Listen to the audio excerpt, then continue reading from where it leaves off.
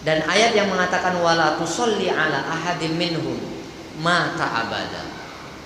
Jangan kamu sholatkan orang yang mati dalam keadaan munafik, itu jangan disolatkan. Dalam keadaan kafir itu jangan disolatkan. Berkenaan dengan ayat ini, sebahagian mufassir pada hadis ini mengatakan bahwasanya para ulama fikih juga, beliau menjelaskan bahwasanya jenazah yang mati dalam keadaan munafik atau dalam keadaan bukan Islam, yang mensolatinya itu hanya sebatas lihurmah, untuk menghormati kehidupannya, untuk menghormati kehidupannya, bukan untuk memintakan ampun atas dosa-dosanya, bukan itu. Dan menunaikan fardu kifayah saja, dan menunaikan fardu kifayah saja. Tanggung jawab kita terhadap jenazah hanya sebatas itu. Karena apa? Karena sekalipun kita minta ampun 70 kali kata Nabi sallallahu alaihi wasallam melalui firman Allah Subhanahu wa taala juga dijelaskan oleh Allah Subhanahu wa taala bahwasanya kalau kita pun minta ampun berkali-kali untuk jenazah yang mati dalam keadaan munafik ataupun dalam keadaan kafir, maka tidak akan diampuni oleh Allah Subhanahu wa taala. Tetap Allah Subhanahu wa taala tidak akan ampuni. Jadi sholat yang kita kerjakan itu hanya lihurmat, untuk penghormatan. Jadi dihukumkan boleh, dihukumkan hanya boleh, tidak jatuh kepada wajib. Kemudian Nabi Shallallahu Alaihi Wasallam juga telah menjelaskan tentang mengkafani jenazah ini. Kata Nabi, la taghalu fil kafani, la taghalu fil kafani, fa innahu yuslabuhu salban sari'an. Ketika mengkafani jenazah, jangan bermewah-mewah, jangan berlebih-lebih. Karena apa? Kata Nabi, sesungguhnya fa innahu yuslabuhu salban sari'an. Sesungguhnya kain kafan itu akan cepat rusaknya. Jadi kain kafan yang dibeli itu usah kain kafan yang mahal-mahal. Dalam hadis sebelumnya tadi kan saya sudah sampaikan bahwasanya kain kafan, mengkafani jenazah itu hendaklah dengan sebaik-baiknya. Dan jangan berlebih-lebihan. Yang sederhana saja, kainnya itu yang sederhana, karena Nabi melarang untuk bermewah-mewah dalam mengkafani jenazah. Kemudian ada riwayat yang lain bahwa ada satu orang sahabat yang ketika kain kafan itu ditarik ke atas, nampak kakinya. Ditarik ke kakinya, kepalanya pula nampak. Maksudnya tidak cukup.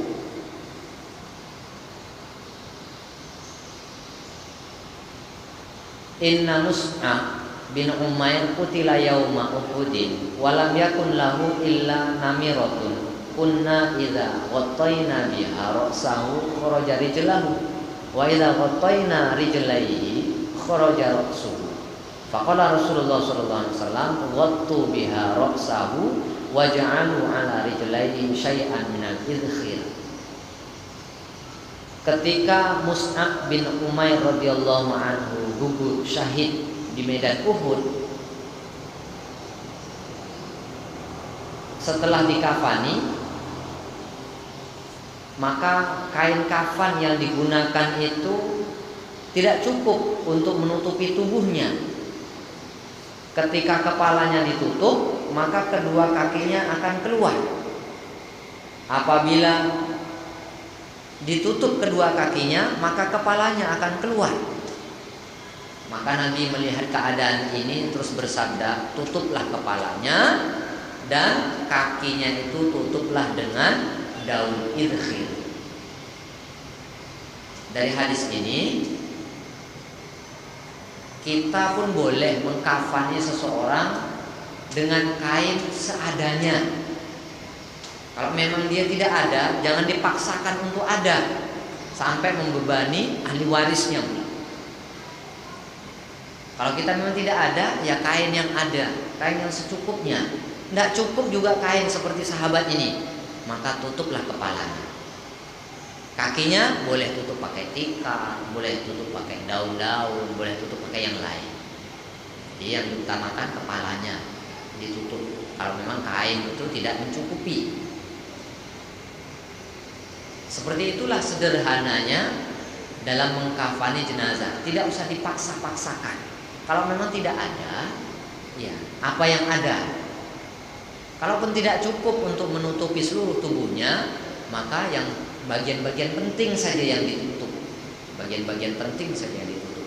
Tapi kalau keadaan kita sekarang lah, kain 3 helai itu rasanya tak berat bagi kita kan. Kalaupun dia tak punya, ya masyarakat disuruh iuran pun rasanya tidak keberatan. Kemudian Nabi Shallallahu Alaihi Wasallam telah mensabdakan, khairul kafan al-hullah. Sebaik-baik kafan itu adalah hullah. Sebaik-baik kafan itu adalah al-hullah. Al-hullah itu pakaian yang terdiri dari jubah, sarung, dan serempang. Jadi sebaik-baik, kata Nabi SAW, kalau orang ini mampu, maka sebaik-baik kain kafan itu adalah pakaian yang terdiri dari jubah, sarung, dan serempang. Jadi kalau kain kafan itu selain 3 helai yang sudah kita sediakan, masih ada lagi kain kafannya yang disediakan, maka sediakan untuk sarungnya, sediakan juga untuk jubahnya. Dari kain kafan itu juga sediakan untuk jubahnya. Kemudian selempangnya, kasih selempang. Baru setelah itu 3 helai kain kafan. Jadi ditutup dulu dengan sarung bawahnya, kemudian baru dilapis lagi dengan jubah yang dari kain kafan ini tuh juga dibelah lehernya ini, kerah lehernya bisa dimasukkan ke jenazah. Baru kemudian dibungkus dengan 3 helai kain. Kemudian baru dikasih serempang. Bagi ibu-ibu, kain kafan bagi kaum wanita, ini bagi laki-laki tadi. Bagi kaum wanita, haddatsani Nuh bin Hakim As-Saqafi wa kana qari'an lil Qur'an an rajulin min Bani Urwah bin Mas'ud yuqalu lahu Daud qad waladathu ummu Habibah bintu Abi Sufyan zaujun Nabi sallallahu alaihi wasallam anna Laila binta Qanifin As-Saqafiyata qalat kuntu fi man ghassala umma Kulsum binta Rasulillah sallallahu alaihi wasallam inda wafatiha. Fakana awwalu ma a'tana Rasulullah sallallahu alaihi wasallam al-hiqa, thumma ad-dir'a, thumma al-khimar, thumma al-milhafa, thumma udrijat ba'du fi thawbil akhar. Qalat wa Rasulullah sallallahu alaihi wasallam jalisun 'indal babi ma'ahu kafanuha yunawilunaha thawban. Ketika anak Nabi sallallahu alaihi wasallam Ummu Kulsum wafat, maka kain kafan yang diberikan oleh Nabi Shallallahu Alaihi Wasallam pertama sekali adalah sarung, kemudian baju kurung, kemudian penutup kepala, kemudian kain selimut. Setelah itu dimasukkan kain yang lain. Jadi kalau untuk ibu-ibu sebelum 3 helai kain kafan itu, maka dia ada sarungnya. Setelah sarung baru baju kurung.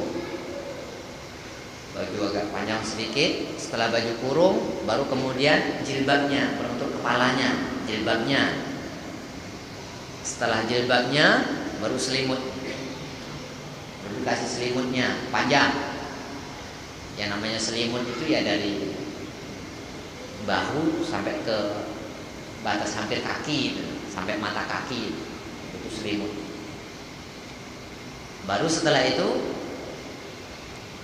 kain kafan dia yang 3 helai.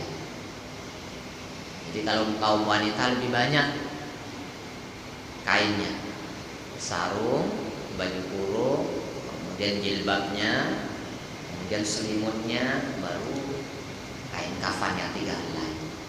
Jadi ini bagi ibu-ibu, digunakanlah hadis-hadis ini dengan sebaik-baiknya agar ketika kita mengkafani jenazah tidak bimbang lagi, tidak ragu-ragu lagi, karena kita sudah mengetahui dasar-dasar dan landasannya. Mudah-mudahan pertemuan kita ini diberkahi oleh Allah SWT.